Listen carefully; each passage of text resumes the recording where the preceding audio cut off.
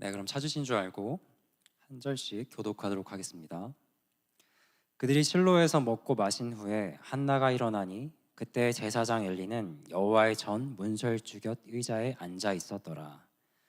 한나가 마음이 괴로워서 여호와께 기도하고 통곡하며 서원하여 이르되 만군의 여호와여, 만일 주의 여종의 고통을 돌보시고 나를 기억하사 주의 여종을 잊지 아니하시고 주의 여종에게 아들을 주시면 내가 그의 평생에 그를 여호와께 드리고 삭도를 그의 머리에 대지 아니하겠나이다.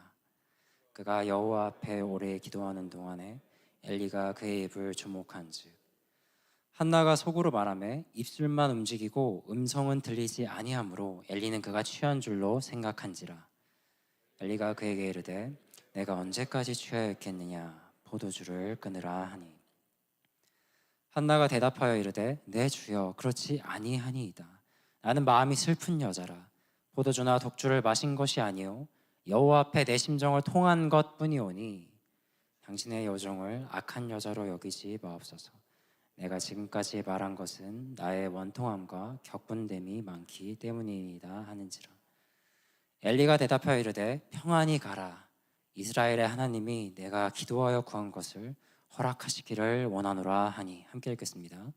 이르되 당신의 여종이 당신께 은혜 입기를 원하나이다 하고 가서 먹고 얼굴에 다시는 근심빛이 없더라. 아멘. 네, 오늘 함께 말씀 나눌 때에는 성경책을 덮지 마시고 계속 펴서 함께 봐주시기를 부탁드리겠습니다.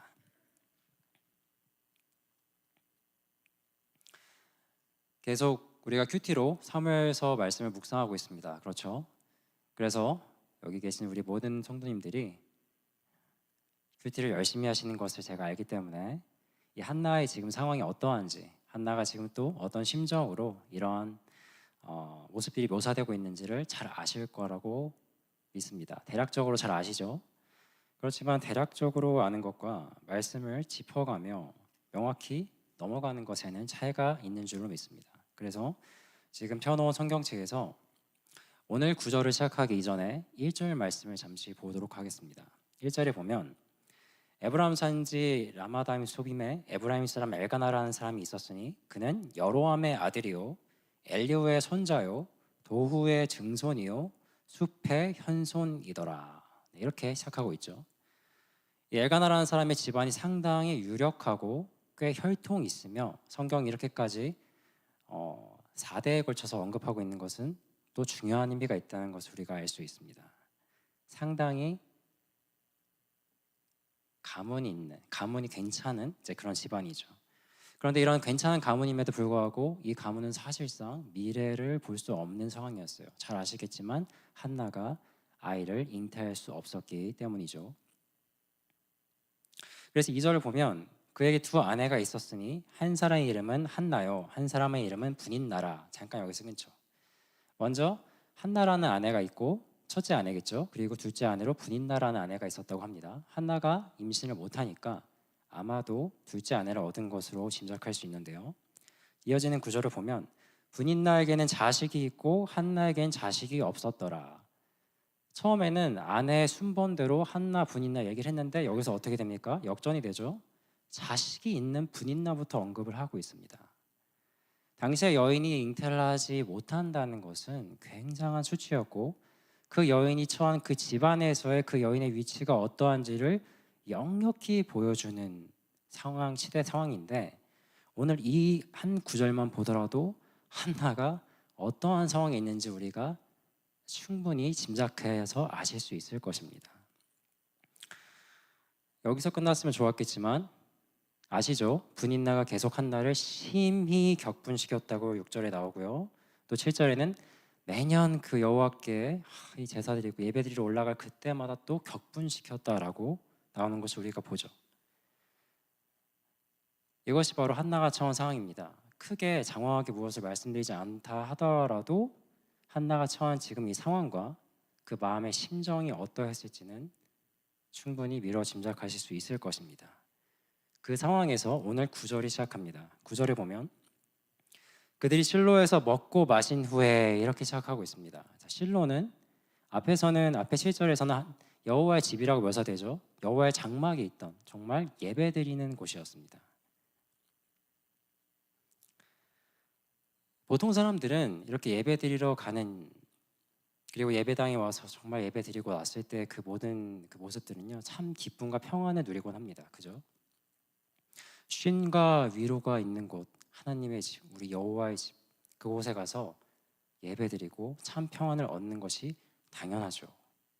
그런데 너무나도 안타깝게도 한나에게는 바로 이 자리가, 다른 사람에게는 쉼과 평안이 있어야 될 바로 그 자리가 가장 힘들고 괴로웠던 자리가 되고 맙니다.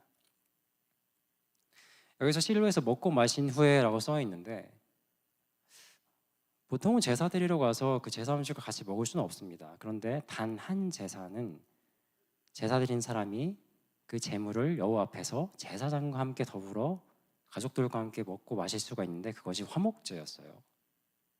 이 당시에 이 사사기 시대를 거치면서 이스라엘이 신앙적으로 바닥을 찍고 도덕이 무너지고 정치적인 이스라엘이라는 나라 자체도 사실상 없어져가는 그런 상황이었기 때문에 얼마만큼 이 제사 제도를 잘 지켰는지는 우리가 알 수 없으나, 레위기 민수기를 통해서 사실 여기서 이렇게 할 수 있는 제사는 화목제밖에 없다는 것을 우리가 알 수가 있어요. 가족들이 그래서 엘가나가 자기 아내들이랑 자식들에게 다 나눠주고 같이 이렇게 즐겁게 먹고 마시는 이 자리였던 것입니다. 그런데 이 자리가 어떤 자리였을까요? 분인나가 아이를 한둘만 낳은 게 아닙니다. 앞에서 보면은 sons and daughters죠. 자식을 좀 낳았어요. 아들, 딸들로 둘러싸여 있는데, 거기서 무슨 보릿자루처럼 한나가 이렇게 같이 앉아 있는 겁니다. 그냥 있어도 괴로워 죽겠는데, 이 정말 기쁘고 먹고 마신 이 자리에서조차도 괴로움을 견딜 수가 없을 만큼의 힘겨움 가운데 있는 것이 바로 이 한나였어요. 아이러니하죠. 우리가 교회를 올 때 교회에서 어떤 걸 기대하고 오시죠? 많은 것들이 있죠. 정말 예배드리러 오는 것이 가장 우선순위가 맞죠. 그런데 그와 동시에 우리는 참된 안식과 쉼과 평안을 정말로 누리고 싶어 하잖아요. 그런데 우리가 교회에 올 때마다 항상 그랬습니까? 왜 그렇게 교회 오는 게 고통스럽고 마음이 슬퍼질 때가 많았을까요? 내가 저 사람은 마주치기 싫으니까 늦게 와서 차라리 빨리 예배 안 드리고 가야겠다. 특별히 누군가를 미워하는 게 아니더라도 왠지 모를 설명할 수 없는 그 마음의 괴로움이 나를 자꾸 사로잡아서 이 순간 내가 누구라도 마주치면 혹여나 실수할까 두렵기까지 하다. 다양한 이유들이 있을 수 있습니다. 그래서 아마 많이 보셨을 거예요. 스스로의 어떤 어려움도 있지만 누군가로 인해 상처를 받기도 하고, 그런 어려움이나 상처로 인하여서 신앙을 버리는 사람들을 우리가 종종 보기도 합니다. 그렇지만 그것은 회피하는 것이지 궁극적인 해결책이 되지는 못하죠. 이런 상황 가운데 그럼 한나는 어떻게 했을까요? 우리가 오늘 한나를 자세히 들여다볼 필요가 있는 것입니다. 한나는 어떻게 했습니까? 우리가 10절 말씀을 이어서 보겠습니다. 10절을 보기 전에 9절에서 먹고 마신 후에 그 다음에 뭐라고 나오죠? 한나가 일어나니. 한나는 일어나서 어딘가를 향했겠죠? 어딜 갔을까요? 바로 10절에 보면 한나가 마음이 괴로워서 여호와께 기도하고 통곡하며, 어디로 무엇을 하러 갔는지를 우리가 알 수 있습니다. 기도하러 간 것이죠. 그런데 이 기도를 하러 간다고 하기 전에 한나가 마음이 괴로워서라는 말이 나오고 있죠. 한나라는 여인이 참 괴로웠다는 걸 계속 말하고는 있는데, 이 부분도 사실 제가 설명을 안 드릴 수가 없는 것 같아요. 보통 이 성경에서 이 마음이 괴로워서 혹은 심령이 영혼이 괴로워서라는 이 표현은요, 어떤 자기 아이를 잃은 부모가 견딜 수 없는 그 고통의 아픔을 표현할 때, 혹은 엄청난 고통에 세워나지 못하는 그러한 사람을 묘사할 때 이런 표현이 쓰이곤 합니다. 예를 들어서 룻기에서 나오미가 남편과 자기 아들들을 다 잃었을 때 어떤 그런 묘사라든지, 욥기에서 욥이 겪게 되는 정말 이루 말할 수 없는 그런 묘사라든지, 그런데 좀 더 한 가지 구체적인 예를 말씀드리자면 엘리사와 수넴 여인의 이야기를 아실 겁니다. 수넴 여인은 엘리사가 하나님의 사람이라는 것을 진작에 알아보고는 아주 극진히 모시고 대접을 합니다. 그러다가 어느 날 엘리사가 이 여인에게 필요한 게 무엇일까? 게하시가 종이 알려주죠. 자녀가 없답니다. 네가 나중 이맘때 아들이 있을 것이다. 어떻게 되죠? 아들을 낳게 되죠. 그런데 어느 날 그 아들이 무럭무럭 잘 자라가다가 갑자기 아버지 앞에서 아이고 머리야 그러더니 어머니한테 찾아가죠. 그리고는 어머니의 무릎 위에 앉아서 거의 오후까지였다고 하니까 반나절 넘게 꽤 긴 시간을 그 어머니의 무릎에 앉은 상태로 앓다가 그 어머니가 보는 그 눈앞에서 죽어버려요. 그러자 이 수넴 여인은 엘리사에게 도중에 절대 멈추지 말고 무조건 달려가라고 엘리사에게 바로 달려갑니다. 그리고는 어떻게 하냐? 왕하 열왕기하 4장 27절을 보면 엘리사를 만났을 때 그의 발을 안고 발을 안았다고 그래요. 그리고는 이렇게 나와 있습니다. 그의 영혼이 괴로웠더라 이렇게 표현하고 있습니다. 성경에서 말씀하시는 그런 그 심령의 그 영혼의 그 괴로웠더라 그 괴로움 그 표현이 이 10절에도 동일한 맥락에 쓰이는데 여기선 좀 짧아서 간단해 보이잖아요. 그렇지 않은 거예요. 그 정도의 괴로움이 있었던 것입니다. 그래서 한나는 그 심령 가지고 하나님 앞에 기도하러 나간 것이고 우리는 오늘 이 한나의 기도를 집중해서 봐야 하는 것입니다. 11절에 보면 그녀가 어떻게 기도했는지를 우리가 알 수가 있습니다. 서원하여 이르되 만군의 여호와여 만일 주의 여종의 고통을 돌보시고 나를 기억하사 만일 주의 여종의 고통을 돌보시고 나를 기억하사 이렇게 시작하고 있는 이 구절이 한나의 기도인데 우리는 오늘 21절을 통해서 한나의 기도가 참 우리의 기도와는 좀 달랐구나라는 것을 발견하게 돼요. 먼저 한 두 가지 정도로 볼 수가 있는데 그 첫 번째가 뭐였냐면 이 한나의 기도에서는요 어느 곳에서도 원망하는 기도가 없어요. 아무런 단 한마디도 원망의 말이 들어있지 않습니다. 솔직히 이 마음에 격분을 일으켰던 사람이 누구였습니까? 대적자라고 표현된 분인나가 있었죠. 분인나로 인해서 겪게 된 그 괴로움을 그 사람 때문이라고 너무 힘들다고 말하는 게 사실 자연스럽잖아요. 그런데 한나는 전혀 분인나나 자신을 괴롭히는 그 어떠한 거에 대한 언급이 없어요. 그저 묵묵히 하나님만 바라보면서 기도를 이어나가고 있는 것입니다. 그런데 이런 모습이 우리에겐 그렇게 생소하지는 않습니다. 우리 성경 가운데 참으로 많이 등장해요. 우리 주님이 그러시지 않았습니까? 이 주님을 죽이기 위해서 그 대적자들이 뭐 되도 않는 말들을 해가면서 욕하고 침뱉고 근데 우리 주님 어떻게 하셨습니까? 그 모든 비방 가운데 묵묵히 계셨습니다. 단 한마디의 원망 없었어요. 우리가 사도행전 7장에서 스데반 집사님을 보게 됩니다. 그분은 어떻게 하셨습니까? 돌을 들고 달려 때려 죽이려고 하는 그들 본 게 아니라 하늘에 계신 우리 주님 보면서 뭐라고 합니까? 원망했나요?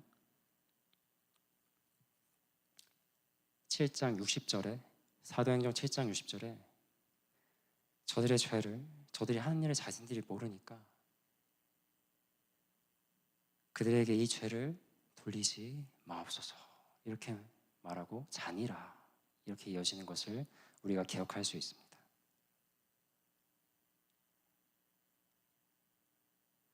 원망함이 없는 기도라는 것이 참으로 깊은 기도이겠구나라는 생각이 들어요. 그런데 우리가 저도 그렇고요. 사실 원망하지 않는다는 게 참으로 그게 사실 쉽습니까? 여기서 우리가 보길 원하는 것은 덕스럽게 원망하지 말라 이걸 말씀드리는 게 아니에요. 원망할 생각조차 누군가를 탓하거나 미워하거나 원망할 그런 생각조차 하지 못할 만큼 오로지 하나님을 바라보는 기도였다는 것을 말씀드리는 거예요. 한나의 기도는 이런 기도였다는 것입니다. 11절에 또 이어서 보면 나를 기억하사 주의 요정을 잊지 아니하시고 주의 요정에게 아들을 주시면 내가 그의 평생에 그를 여호와께 드리고 삭도를 그의 머리에 대지 아니하겠나이다.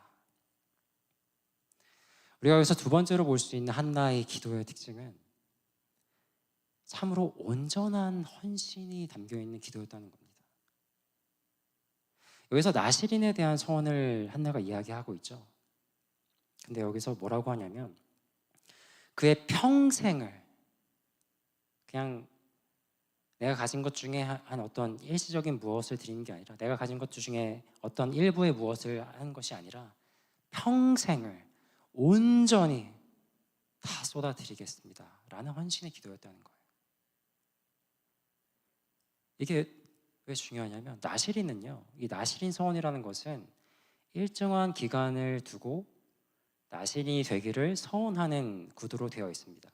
그러니까 뭐라고 나와 있냐면 민수기에 보면요, 민수기 6장에 이 나실인에 대한 이 서원에 대해서 설명하는 말씀이 나와 있는데요, 특별한 서원 곧 나실인의 서원을 하고 자기 몸을 구별하여 여호와께 드리려고 하면 자기 몸을 구별하는 모든 날 동안엔 포도나무 소소한 것 씨나 껍질이라도 먹지 말지며 그 서원을 하고 구별하는 모든 날 동안에는 삭도를 절대로 그 머리에 대지 말 것이라 자기의 몸을 구별하여 여호와께 드리는 모든 날 동안에는 시체를 가까이 하지 말라. 이런 구도의 말씀이거든요. 근데 지금 여기서 한나가 기도하면서 말씀드리는 것은 평생을 영원히 하나님께 헌신된 아들로 주님께 드리겠습니다 라는 헌신의 기도였다는 것입니다. 이 차이가 작지 않습니다. 그런데 제가 이 두 번째 기도에 대해서 말씀드리면서 또 퍼뜩 생각이 들었던 것은 우리가 쉽게 가질 수 있는 오해에 대한 것이었어요. 오늘의 이 11절의 말씀을 보면서 꽤 많은 분들이 오해를 하곤 합니다. 예를 들어 먼저는 이런 오해예요. 이거 들어주시면 주님 제가 이거 드리겠습니다. 이번 일만 잘 되게 해주시면 제가 참 좋은 일 할게요 주님. 바꿔 말하면 이거 안 들어주시면 나 좋은 일 안 하겠습니다. 이건가요? 한나가 여기서 드린 기도는 이런 거래하는 기도가 아니었어요. 이만큼 주시면 내가 이만큼 드릴게요. 이만큼 해주시면 내가 이만큼 그 마음 채워드리겠습니다. 이런 거래의 기도가 아니었다는 것입니다. 그녀의 기도는 아주 온전한 기도였어요.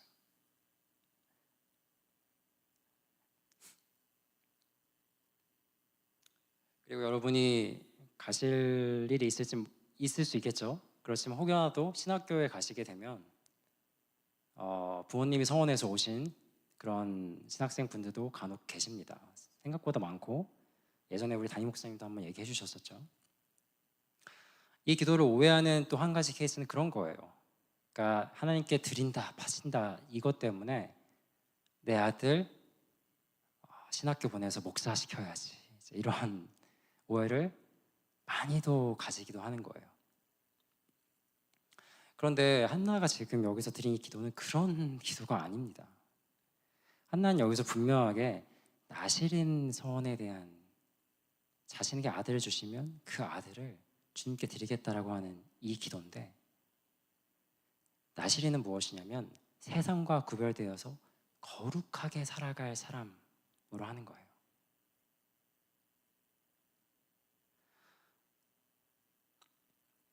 제사장을 세우시는 것도 하나님이 하시는 거예요. 한나가 이 아들을 들여서 제사장 삼고 싶습니다 한다 하더라도 한나가 그렇게 다 만들 수 있는 것이 먼저는 아닙니다. 구별하여서 내 아들이 아니라 하나님의 아들로 드리겠다라는 거예요. 여기에 우리 부모님들이 많이 계시죠. 자식이 어머니의 힘이자 미래이고 소망이지 않습니까? 자식 바라보고 사는 것들 얼마나 많지 않습니까? 그죠? 그래서 만약에 한나의 기도를 온전히 이해하지 못한 부모님이라면 혹 아들을 신학교 보내서 목사가 되더라도 아마 큰 교회 목사 되기를 원할 거예요. 그것이 부모님들이 가진 다 그 욕망이 있는 것 아니겠습니까? 근데 한나는 그런 걸 원하는 게 아니에요. 세상에서 잘 되는 그런 걸 원하는 게 아니고요. 오히려 세상에서 벗어난 아들이 되게 하겠다고. 나에게 아들을 주시면 내가 내 대적자들에게도 내세우고 나도 이제 아들 있는 여자야 라면서 떳떳하게 어깨 힘주고 다니는 그거 아니고요. 내가 있는 이 결핍을 해결할 소중한 존재로서 내가 그걸 사용하겠습니다. 이게 아니고요. 혹 하나님이 내게 아들을 주시지 않을지라도, 그러나 혹 나에게 주신다 할지라도 내가 그 아들 없는 것처럼 또 살 수 있습니다라고 온전히 하나님을 바라보고 나아가는 하나님을 향한 믿음의 고백이었다는 것입니다. 이게 한나의 기도예요. 그런데 자꾸 많은 오해들이 있어요. 한나가 정말 어떤 분을 향해서 어떠한 심정을 가지고 아들을 구했고 그 아들이 진정으로 하나님 아들이 되기를 원했다라고 하는, 다시 말해 하나님을 향하고 하나님을 위했다라는 그 마음을 보시기를 바랍니다.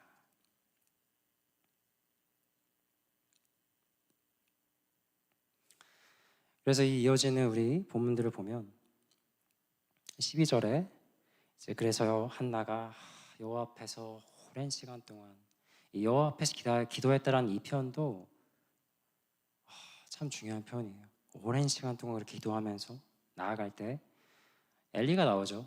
엘리가 그런데 한나가 그 마음을 참으로 안타깝죠. 이 시대에 분별력을 잃은 제사장, 사실상 대제사장이라고 불린 적은 없지만 사실상 대제사장의 역할을 했을 이 제사장 엘리예요. 그죠? 그렇지만 그 분별력을 상실하고 이 한나의 이 모습을 그저 술 취한 여자라고 간주하고 있는 모습이 이어지죠. 당시에 술 취한 여자가 갖는 이미지는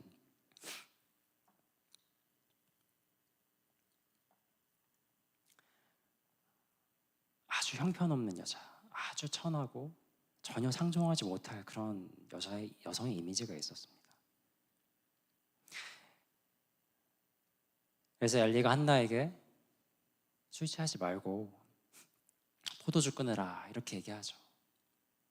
그러자 한나는 자신이 왜 이러한 어려움이 있었는지 제가 여호와께 나의 마음을 통한 것뿐입니다라고 말씀을 드리죠. 여기서 통했다 이게 사실 영어 번역이 조금 더 좋은 것 같습니다. 이 원어를 보면 정말 그 마음을 하나님께 쏟아냈다라는 그런 의미거든요. 정말로. 그래야 해서 한나의 이런 말을 듣고 이제 우리가 좀 이어서 함께 보기를 원하는 구절은 17절과 18절입니다. 엘리가 대답하여 이르되 평안히 가라. 이스라엘 하나님이 내가 기도하여 구한 것을 허락하시기를 원하노라 하니. 그리고 이어진 18절에 이르되 당신의 여종이 당신께 은혜 있기를 원하나이다 하고 가서 먹고 얼굴에 다시는 근심빛이 없더라. 아멘. 이 마지막 구절을 통해서 우리는 비로소 한나에게 그 심령이 괴로웠던 그 한나에게 비로소 하나님이 주시는 평안이 임했다는 것을 보게 됩니다. 정말로 이제 평안 가운데 한나가 거하게 된 것이에요. 여기서 뭐 엘리 제사장이 그렇게 말을 해줬기 때문에 그랬다 그런 것 아니죠. 한나는 이미 알고 있었습니다. 매년 그렇게 제사를 드리러 오고 또 엘리와 그 아들들의 행실이 어떠했는지는 모르는 이스라엘 사람들이 없었어요. 한나는 엘리가 얼만큼 늙고 연약해진 제사장인지를 잘 알고 있었습니다. 그래서 한나는 그렇다고 한나는 이 제사장 엘리를 완전히 무시하거나 그를 통해 주실 하나님의 말씀을 귀를 닫아놓지 않았어요. 열어놓고 있었습니다. 비록 그런 제사장이 하는 말이지만 그를 통해서 주실 하나님의 말씀을 주의하여 들었고, 그리고 18절에 당신께 은혜 입기를 원하나이다 하고 이렇게 말하는 것은 물론 엘리 제사장에게 말하는 것이기도 하지만 바로 그 자리에서 그 이 시간까지 심령을 통하면서 쏟아내으면서 기도드린 바로 나의 하나님이 나의 고백을 또한 들으실 것이라는 것을 인지하고 말했다고 보는 것이 분명합니다.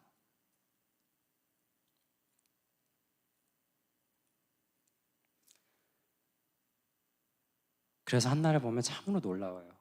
이 마지막 장면을 봐도 저는 여기서 또 한나의 이 모습에서 또 무엇을 배우냐면 이 한나는 제사장이나 세상의 다른 그 어느 누구에게 의지하지 않아요. 그 다른 것을 보거나 그 다른 것들로부터 그 해결책과 정말로 자신의 고통을 벗어날 그 방법을 찾지 않았다는 겁니다. 나를 보신 하나님을 인지했고 나의 말씀을 들어주신 하나님께 믿음의 고백을 이어가는 것이고, 그리고 하나님이 들으셨으므로 그것을 가슴에 품고 다시는 그 얼굴에 근심빛이 없었다고 이렇게 이어지고 있는 것입니다.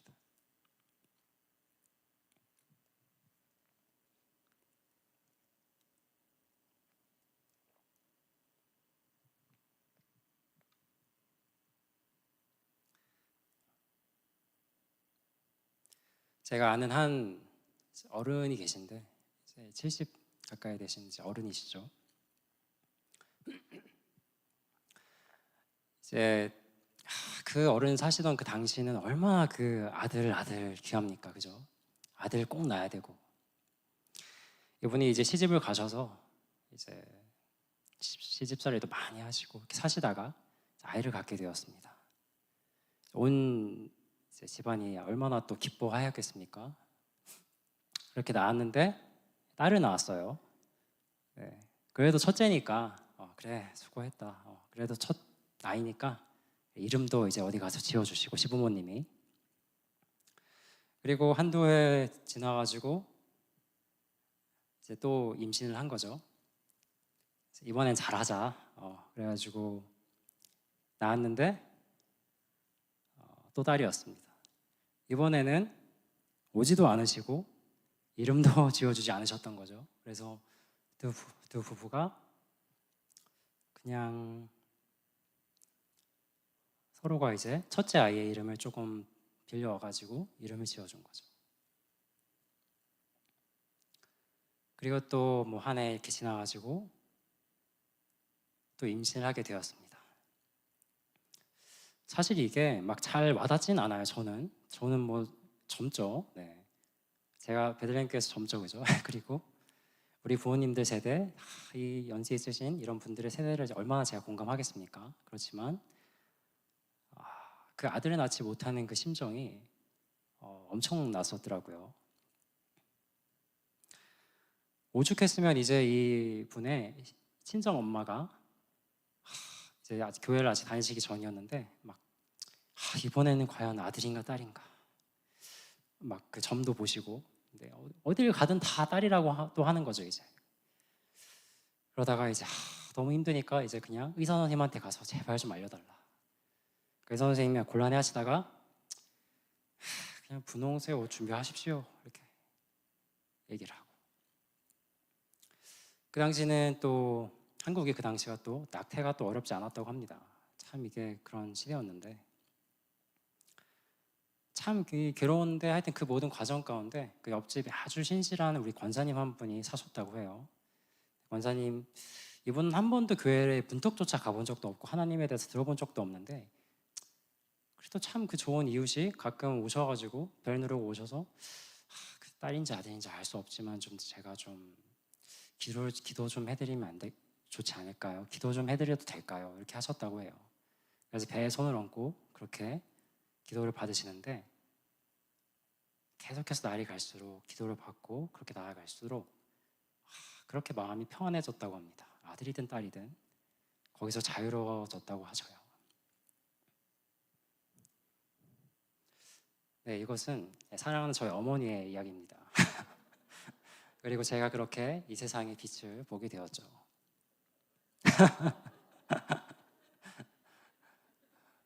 귀한 아들이죠.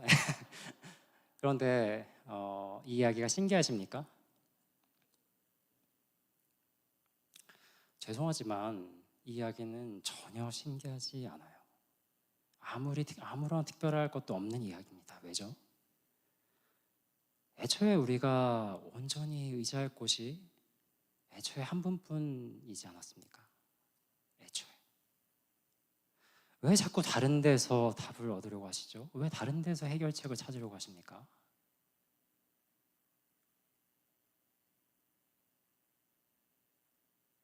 하나님을 보세요. 한나의 기도를 보세요. 원마음이 없는 그 기도의 중심에는 하나님만 보는 기도였어요. 그 평생의 온전한 헌신을 드리는 그 기도의 중심에도 하나님만 보는 기도였어요. 제사장이나 그 주변에 많은 것들을 의지할 만해 보이는 혹 무엇이 있었다 할지라도 그런 것 보지 않고 그 이면에 그 중심에 있는 것 오직 하나님 한 분만 보는 거였어요. 다른 데서 찾지 마시기 바랍니다.